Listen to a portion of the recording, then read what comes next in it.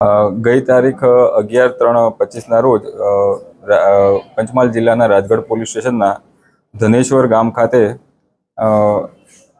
એક વિજય ઇન્દ્રજગત વિદ્યાલય કરીને એક કમ્પાઉન્ડ છે, સ્કૂલનું કમ્પાઉન્ડ છે, જેમાં એક જૈન દેરાસર આવેલું છે.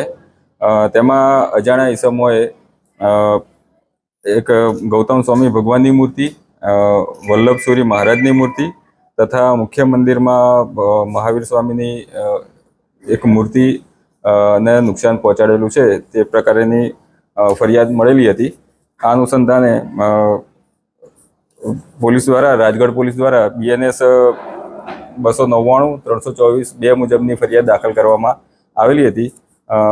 લોકલ પોલીસ તથા LCB ની ટીમ દ્વારા આ અંગે સઘન પૂછપરછ કરવામાં આવેલી, વિવિધ ટેકનિકલ એનાલિસિસ કરવામાં આવેલું તથા જે વિડીયો ફૂટેજીસ મળેલા હતા તેનું પણ એનાલિસિસ કરવામાં આવેલું અને આ અનુસંધાને પોલીસે 3 આરોપીઓ ની જે શંકાસ્પદ હતા તેમની સઘન પૂછપરછ કરતા આ જે 3 આરોપી છે તેમણે આ ગુનો કરેલો હોવાનું આ તપાસ દરમિયાન માલુમ પડેલું છે.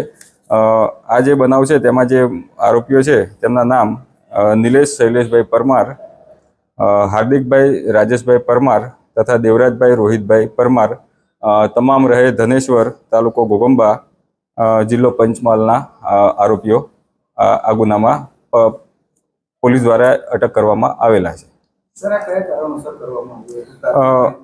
પ્રાથમિક રીતે જોઈએ તો આ જે આરોપીઓ છે આ ગામના જ છે અને આ આરોપીઓ તથા બીજા જે ગામના છોકરાઓ છે ત્યાં આગળ એક મેદાન છે અને મોટાભાગે એ મેદાનની અંદર ફૂટબોલ અને ક્રિકેટ રમતા હોય છે. ત્યાં મસ્તી પણ આ લોકો કરતા હોય છે. આ દિવસે પણ આ જે 3 આરોપી છે ત્યાં આગળ મેદાનમાં હતા અગાઉ પણ, અને જે ક્રિકેટ રમતા હોય, ફૂટબોલ રમતા હોય છે, ત્યારબાદ એ મંદિરમાં લોકો બેસતા પણ, છોકરાઓ બેસતા પણ હોય છે.